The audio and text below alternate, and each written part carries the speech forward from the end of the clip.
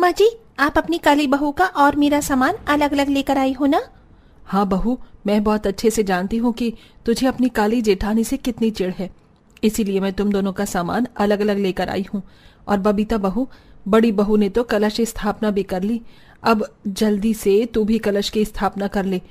और ये ले खाद, मिट्टी में खाद डालकर जौ डाल देना, ताकि 9 दिन के अंदर अंदर तेरी जौ बड़ी हो सके। माँ जी, ये आप कैसी काली खाद उठाकर ले आई हैं? गोरी खाद लेकर आती ना। आपको मालूम है ना कि मुझे काले रंग से कितनी नफरत है।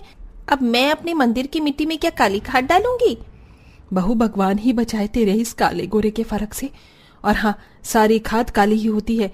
जब तुझे गोरी खाद मिल जाए तो तू अपनी जौ उगाने के लिए गोरी खाद डाल लेना। सुमित्रा बबीता को सुनाकर अपनी बड़ी बहू के पास जाती है, जो पूरी विधि विधान के साथ कलश की स्थापना करके पूजा कर रही होती है।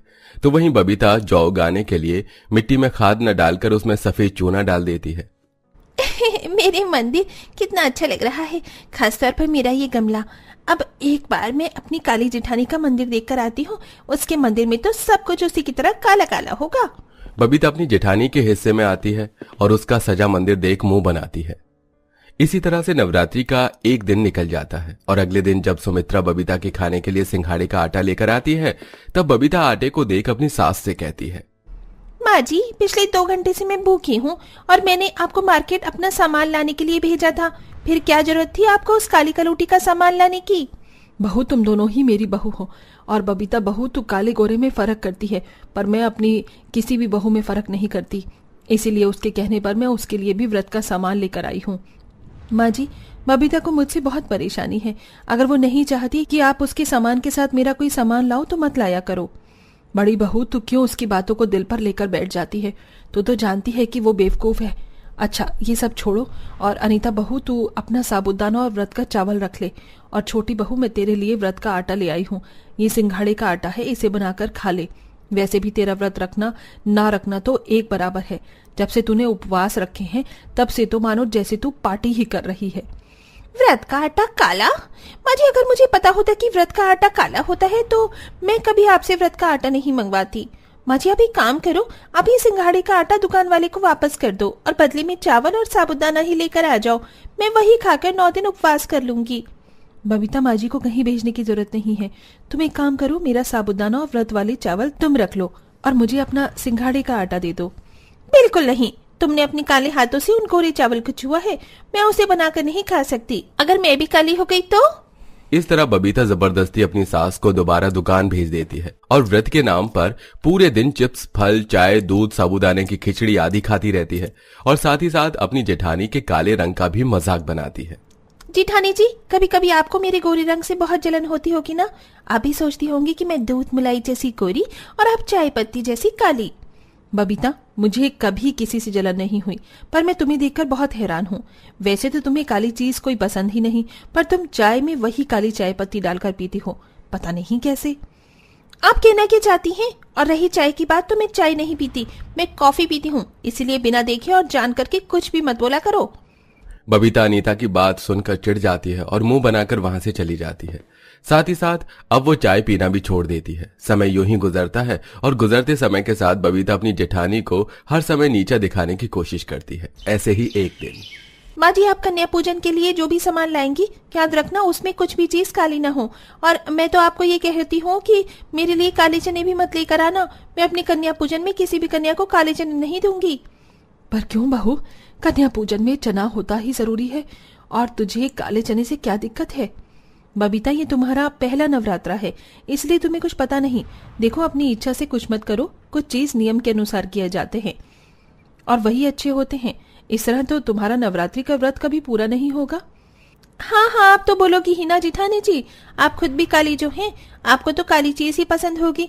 पर मेरी एक बात कान खोलकर सुन लो, आपको अपनी काली कन्या को काली चीजें खिलानी है तो आप शौक से खिलाए, पर मैं अपने खाने में कुछ भी काली चीज नहीं रखूंगी। छोटी बहू, तुझे समझाना बहुत मुश्किल है, तुझे जो करना है तू वो कर। अनीता और सुमित्रा के समझाने पर भी बबीता किसी की नहीं सुनती और कन्या पूजन वाले दिन सुबह जल्दी उठकर खाना बनाती है। और खाना बनाते हुए वो इस बात का खास तौर पर ध्यान रखती है कि कुछ भी चीज काली ना हो।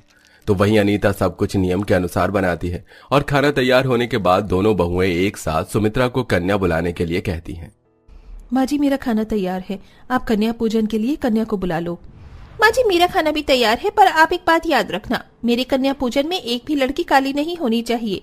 मैं गोरी लड़कियों से ही कन्या पूजन करूंगी, और मेरी काली प्यारी जेठानी जी को अगर करना है तो वो करे अपनी काली कन्या पूजन। बहू अब ये कैसी डिमांड है तेरी? मैं तेरे लिए गोरी और काली बहू के लिए काली कन्या कहाँ से लेकर आऊं? अगर मैं काली गोरी कन्या में भेदभाव करूंगी तो सबको बहुत बुरा लगेगा। माँ जी आपको पता है ना, मुझे काले लोग पसंद नहीं। इस घर में मैं अपनी काली जेठानी को झेल रही हूँ, वही बहुत बड़ी बात है। अब मैं अपनी पहली नवरात्रि में कंजिका खिलाते हुए काली लड़कियां बर्दाश्त नहीं कर सकती। माँ जी आप एक काम करो, मोहल्ले की सारी लड़कियों को ले आओ, जितनी भी काली कन्या होंगी उनकी कन्या पूजन मैं कर दूंगी, और सारी गोरी कन्या आप बबीता को दे देना। सुमित्रा बबीता की इन हरकतों से परेशान हो जाती है और मोहल्ले की सारी लड़कियों को इकट्ठा घर लेकर आती है, जहां बबीता काली लड़कियों को अनीता के पास भेज देती है और खुद अपने पास गोरी कन्याओं को रख लेती है। इस तरह गोरी बहू गोरी कन्या पूजन और काली बहू काली कन्या पूजन करती है। अनीता आंटी, आपने खाना बहुत अच्छा बनाया है और आप बहुत अच्छी हैं, जो रंग में भेदभाव नहीं करती, वरना बबीता आंटी तो बहुत गंदी है। उन्होंने कितनी ही बदतमीजी से हमें आपके पास भेज दिया, ये कहकर कि आप काली हैं और वो सिर्फ गोरी कन्या पूजन ही करेंगी। बबीता आंटी, आपकी तो पूरी भी सफेद है और हलवा भी, इन्हें देखकर तो ऐसा लग रहा है कि ये खाना कच्चा है। बच्चों, वो खाना कच्चा नहीं है, अच्छा है। देखो सब कुछ कितना गोरा है, अगर काला खाना खाओगे तो उन काले बच्चों की तरह काले हो जाओगे। बबीता कन्या पूजन के समय भी रंग में भेदभाव करती है। तभी वहां एक औरत कन्या को बुलाने के लिए उसके घर आती है, जहां वो काली बहू की काली कंजक और गोरी बहू की गोरी कंजक देखकर बड़ी हैरान होती है और बबीता का मजाक बनाती है। सुमित्रा बहन, मैं तो यहाँ कन्या पूजन के लिए कन्या बुलाने आई थी, पर यहाँ तो मुझे कुछ और ही नजर आ गया। आज से पहले मैंने कभी ऐसा नहीं देखा। आपकी दोनों बहू तो बड़ी अजीब है। काली बहू काली कन्या पूजन कर रही है और गोरी बहू ने गोरी। और ये क्या, आपकी गोरी बहू का खाना भी गोरा है? बहू खाने को पाउडर लगाया था क्या? आंटी जी, खाना बहुत ही बेकार और कच्चा है, पर बबीता आंटी मान ही नहीं रही और हमें जबरदस्ती बेकार खाना खिला रही है। बेटा, ये कभी मानती ही कहाँ है। अच्छा, तुम सब मेरे साथ चलो, मैं तुम्हें अच्छा अच्छा खाना खिलाऊंगी।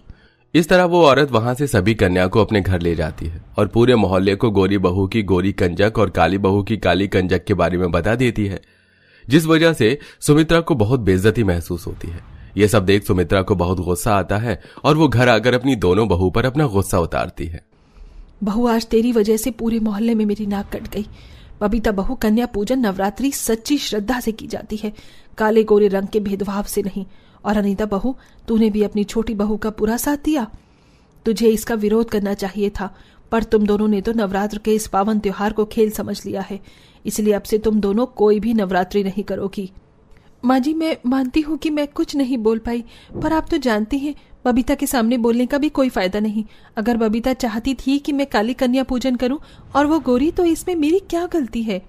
माँ जी, मुझे माफ कर दो, मेरी वजह से आपको सभी के सामने शर्मिंदा होना पड़ा, पर आगे से मैं ऐसा नहीं करूंगी। मैं बिल्कुल वैसे ही नवरात्रि के व्रत करूंगी और कन्या पूजन जैसा आप कहोगी। बस इस बार मुझे माफ कर दो। दीदी, आप भी मुझे माफ कर दो। मैं हमेशा आपके काले रंग का मजाक उड़ाती रही और आज कंचिका के समय भी मैंने बच्चों में भेदभाव किया। शायद इसलिए मेरी कंचक को मेरा खाना पसंद नहीं आया और वो सब खाली पेट यहाँ से चली गई। इतना सब कुछ होने के बाद बबीता को अपनी गलती का एहसास होता है और वो अपनी जेठानी और सास से माफी मांगती है और हर चीज में काले गोरे का भेदभाव करना छोड़ देती है।